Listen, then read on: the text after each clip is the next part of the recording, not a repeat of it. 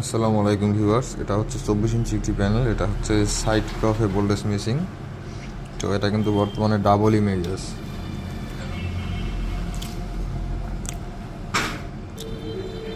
এটা এখন কিভাবে ঠিক করবো সেটা দেখাচ্ছি আপনাদেরকে।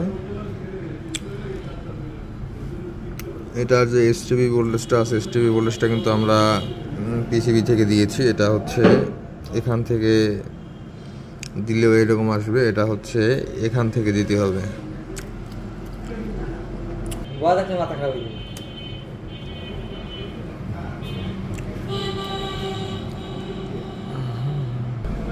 এই যে ভিউয়ার্স দেখেন, এসটিবি কিন্তু আমরা এসটিবি আউটটা এসটিবি ইনে দিয়েছি, পরে ডাবল ইমেজটা ঠিক হয়েছে। আর একটা ওই ভোল্টেজ লাগবে। তো এখন প্যানেল অলমোস্ট ওকে। ধন্যবাদ সবাইকে।